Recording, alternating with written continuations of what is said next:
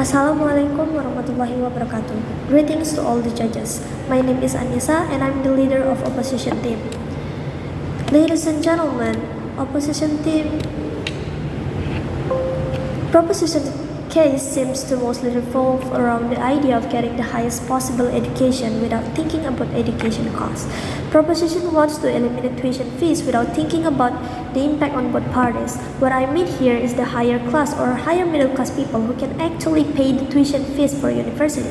If the government eliminates the tuition fee for everyone, of course the upper class economic people will really be benefit because their current wealth will not even be used for education costs. The government feels that it only focuses on the impact it will have on the lower middle class and the poor, even though in fact people who will benefit the most are the well-off. The thing that is important to note in this debate, the first one, that it doesn't mean our side of the house says that tuition fees are something that everyone can pay, but we are strongly believe that almost half of the students can pay the tuition fees, and it's also said by the Prime Minister. And secondly, the Prime Minister said that it is not like the government would return all of the tuition fees that the last students has paid off. So we think that it's not fair for the students who had paid the tuition fees before with this current law. Next. With that said, we are bringing you the three rebuttals for the Prime Minister's point. First argument coming from the Prime Minister, he said that without higher education, we'll hardly get any job. In fact, of this statement does not make sense at all because as we know in STAR school, creative skill and careers such as content creator, audiovisual design, etc. are needed right now. Besides that, there are still many people who can get jobs that suit their interests even though they don't have an university education. For example, TikTokers and YouTubers who learn it self-taught. The second, Prime Minister that eliminating tuition fees was the best thing that could be done.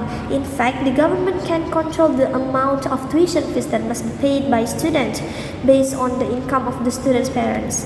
Third, the Prime Minister said that as a substitute for student tuition fees, the government will use funds allocated from sectors that are not very important, for example, the military. And even if there's not enough, the government wants to raise taxes to meet these needs. This statement is very illogical because Indonesia is still a developing country with a high teenage population. According to the Ministry of Education and Culture, there will be 53.14 million students of student age in Indonesia in 2024. This high figure requires a lot of funding and could possibly add to the country's debt list. Before moving to my argument, there are two reasons why this policy will not be successful and cannot be implemented. Firstly, this policy cannot be implemented because it is very risky, especially for people who go to college just to play around and not serious about studying. This will only make the government waste capital without any meaning. Second, the supporting facilities needed for educational technology are very expensive and numerous. This can also change every year. For example, in the medical field, with X-ray equipment, dialysis machine, and so on, government funds will never be enough to cover all these needs. I have two alternatives on how to improve higher education in Indonesia without having to eliminate tuition fees, which will be very detrimental to the country and a benefit to the rich. First, government can tighten the law that regulates the payment of tuition fees based on individual ability because there is still a lot of fraud committed by parties who can actually pay. This fraud is what ultimately means poor people do not get quotas for education fee subsidies from the government.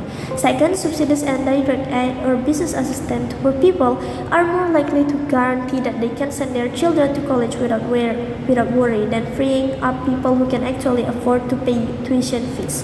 Third, it will be better for the government to provide scholarship based on the underprivileged and achievement system so that all students who are serious about studying can get scholarship or reduce costs for studying. With all of those reasons, we proudly propose.